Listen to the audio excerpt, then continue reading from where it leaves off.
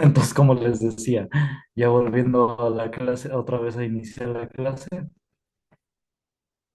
este, así los gases se expanden en todas direcciones, incluso los de el humo de la droga, ¿no? Por eso no hay que fumar ni en espacios públicos y pues controlarlo, incluso en la casa, porque ese humo se va a todas direcciones. Decía, creo lo comenté, ¿no? La semana pasada, un padre que ayudaba a los niños de la calle en México, el padre del Chincha Choma, decía que la droga es un reflejo de su dolor, porque los niños de la calle se drogaban con resistoles y todo eso, y drogas que les vendían los traficantes. Y él intentaba, ¿no? De que dejaran la droga, los ayudaba para que dejaran las calles y las drogas. Y decía, la droga es un reflejo de su dolor, así como que identificando, ¿no? La causa de por qué lo hacían. Aunque ya una vez que lo hacen, pues sí, ya se vuelve adicción. Ahora, entonces, dudas, comentarios hasta acá. Tiene un libro que se llama La porción olvidada de la niñez mexicana. Y ahí cuenta, ¿no? Todas sus vivencias que tenía ayudando a los niños de la calle. ¿Se llamaba qué? Alfonso Durán. No me acuerdo cómo se llamaba. Pero su apodo era el Chinchachoma, el padre del Chinchachoma. Bueno, ¿con dudas, comentarios?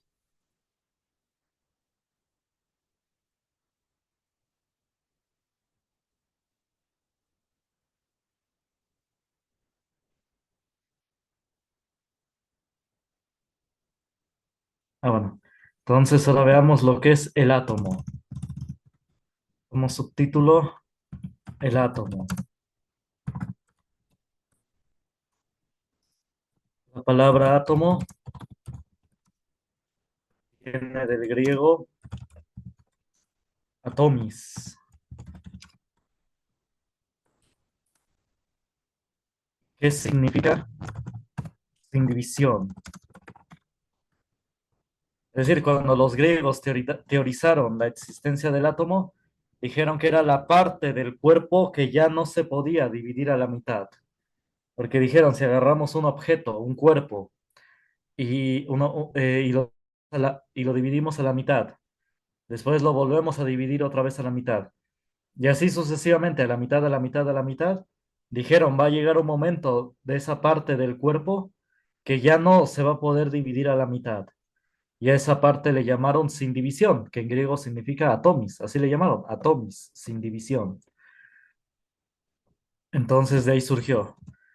En parte tenía razón, porque cuando se divide el átomo es cuando libera esa gran cantidad de energía que es la bomba atómica. La bomba atómica surge cuando se parte el átomo, cuando se parte el núcleo. Entonces, pues sí, cuando se divide el átomo.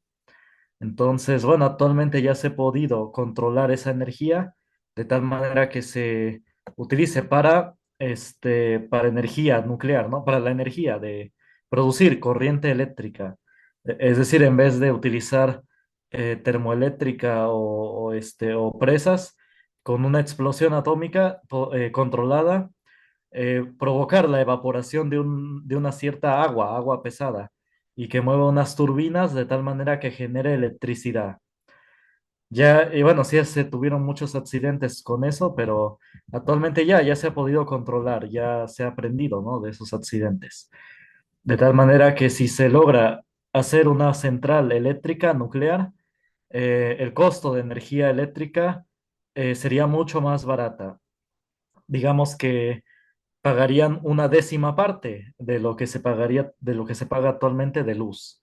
Si una persona paga 300 pesos, pagaría con la energía nuclear 30 pesos. Digo, si el gobierno hace una central eléctrica nuclear, la gente pagaría una décima parte de lo que paga actualmente de luz. Entonces, pero bueno, no cualquier país lo puede hacer, lo hacen los países independientes. Los países como Estados Unidos, Rusia, China, países que sí pueden defenderse, que no, como diré, podrían realmente no aceptar una injerencia, ¿no? Y que tienen la economía para hacerlo también.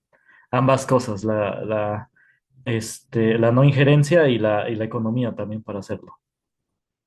México iba a tener su programa nuclear en los ochentas, pero Estados Unidos no lo dejó, no le permitió, por esa simple razón. Bueno, copien,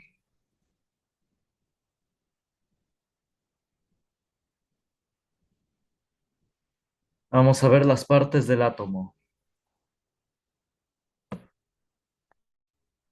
Nada más déjenme sacar el archivo, voy a poner pausa.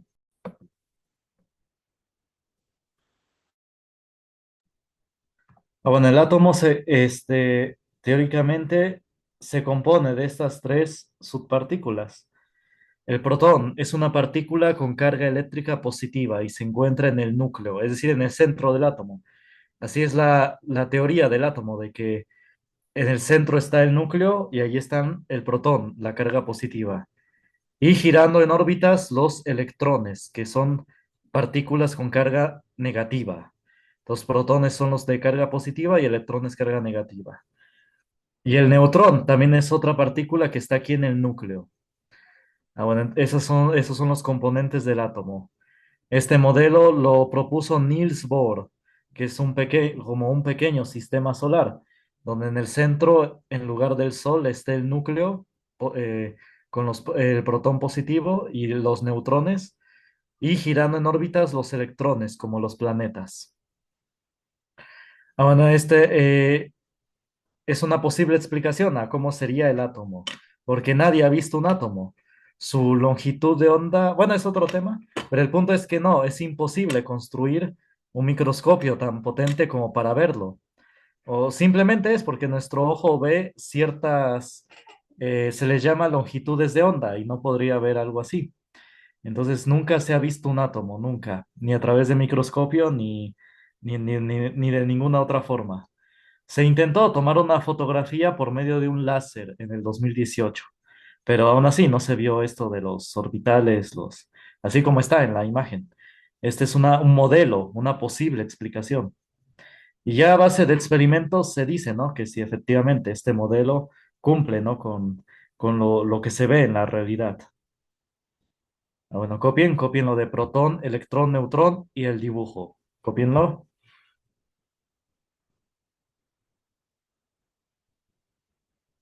Digo, la ciencia también tiene sus dogmas de fe. Cree en la existencia del átomo, aunque nunca se ha visto, jamás se ha visto.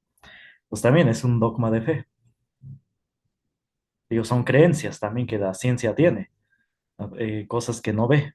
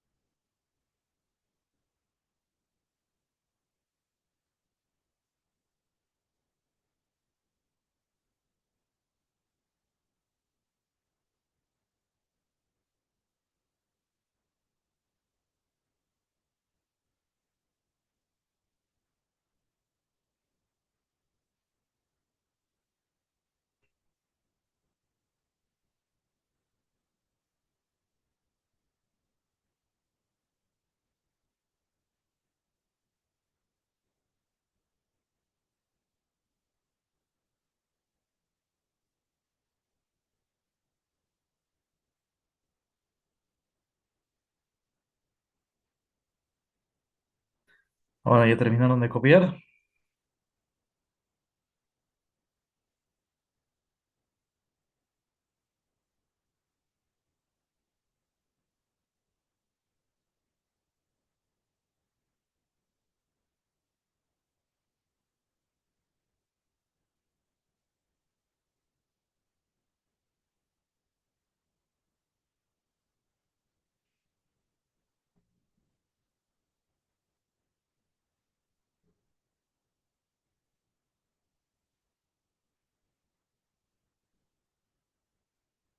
Bueno, entonces, sigamos. Por ahí me acuerdo igual otro debate, que era igual de la existencia de Dios.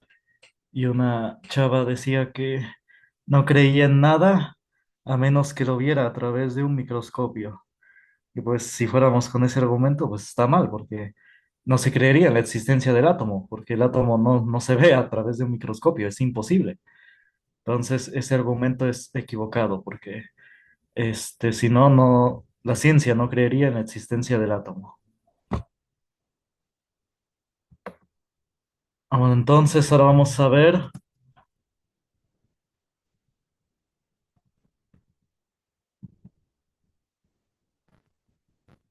los elementos.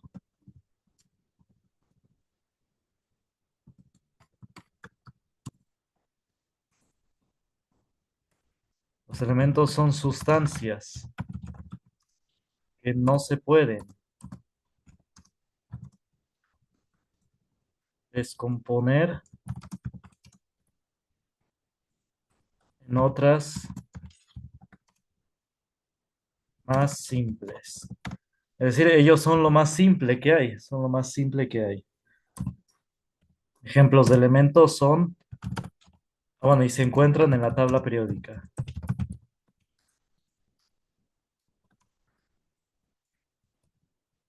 Ejemplos de estos elementos son el hidrógeno, el, este, el oxígeno que respiramos es un elemento, el carbono que había dicho hace rato. Eh, la química hay una rama específica que estudia las moléculas con carbono, etcétera. Son 118 elementos. Nada más aquí voy a poner esos tres, son 118 que se encuentran clasificados en la tabla periódica. A ver, copien.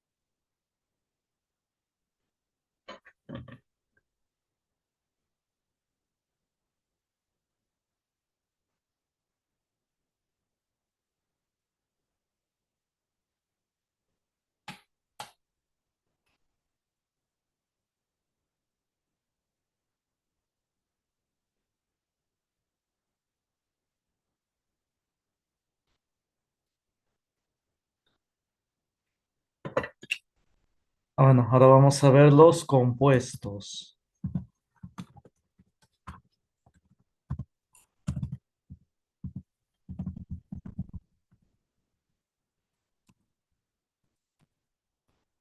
Sustancias que resultan de dos o más elementos. Ahí está. Ejemplo, el agua, el más común, el más famoso y necesario, junto con el oxígeno. Bueno, el oxígeno es elemento, el oxígeno es elemento. De compuestos, de ahí el más necesario es el agua. Ahí está, ya todos lo conocen, H2O. Se forma de la combinación del hidrógeno y el oxígeno. También está el agua oxigenada, H2O2.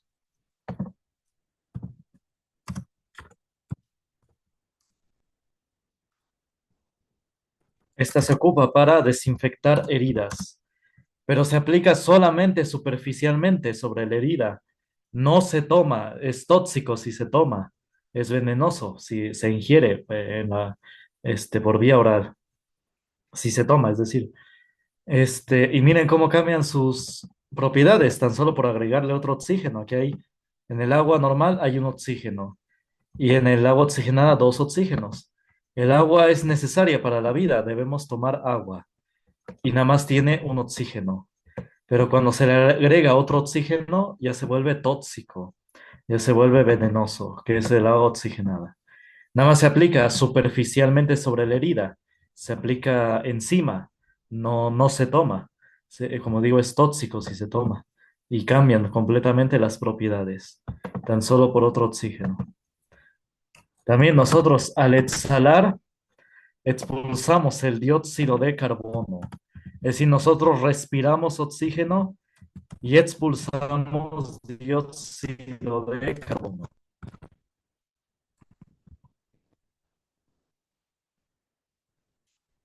Ahí está. ¿Copien?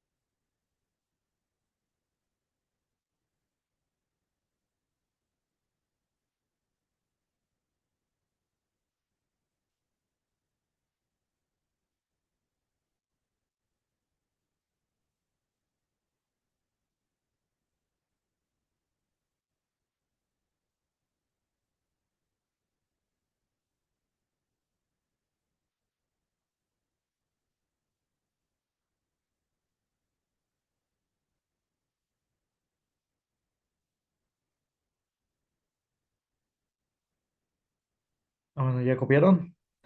Ah, bueno, entonces vamos a ver. Precisamente la tabla periódica de los elementos. Está en la página 59 de la guía. Quien no tenga la guía me dice, me manda mensaje. Ahí está, nada más la voy a ocupar en esta clase y en la siguiente. En sí, la guía le sirve este, para estudiar más, aparte de la clase. Viene resumir, también vienen los temas que estamos viendo. Entonces, aquí en la guía del instituto, página 59, está la tabla periódica de los elementos. Aquí están clasificados todos los elementos. La combinación de todos estos elementos producen todos los materiales existentes, todo lo que vemos. Surge de la combinación de todos estos elementos. Aquí hay elementos que ya conocen, como el hierro, el cobre, la plata aquí donde está la manita, el oro, esos ya son conocidos, ¿no? El aluminio también, aquí está. El acero no es elemento, el acero es la combinación de hierro y carbono. Ese es el acero, la combinación de hierro y carbono. Pero bueno, también el titanio sí es este elemento, aquí está. Entonces, y bueno, hay muchos más que han oído, el litio, el sodio, la sal de mesa, la sal que ocupamos para los alimentos es NaCl, cloruro de sodio, sodio combinado con cloro, que no es el cloro que se ocupa para limpieza. El que se ocupa para limpieza es hipoclorito de sodio. Es distinto, muy diferente. Nada más que comúnmente ya se le dice cloro, pero no es cloro. Este, pero también hay cloro en la sal. Es el cloruro de sodio, el NaCl. Es la sal de mesa, la sal que ocupamos para los alimentos. Tiene una moleculita de cloro. No digo que sea tóxica la sal de mesa, es necesaria la sal, pero obviamente en una medida moderada. No hay que ponerle mucha sal al alimento, porque por eso es que produce problemas de la presión arterial cuando se come mucha sal. Ya los alimentos tienen su cuota, su grado de sal, todos los alimentos, todos. Las carnes, hasta las verduras tienen su grado de sal. No es necesario ponerles más sal. En ocasiones, sí, a veces en ocasiones, bueno, para sabor, ¿no? Pero no, no en exceso, ¿no? Porque puede producir problemas de salud. También el calcio, ese sí lo tenemos para los huesos, bueno, para el movimiento muscular y los huesos, el potasio igual para el movimiento muscular, etcétera. Aquí tenemos muchos de los 118 elementos, clasificados en filas y columnas. No es nada más así, su clasificación tiene una razón. La primera columna son los metales alcalinos, la segunda los metales alcalino-térreos, y así sucesivamente. Cada columna, cada color tiene sus propiedades. Bueno, dudas, comentarios hasta acá.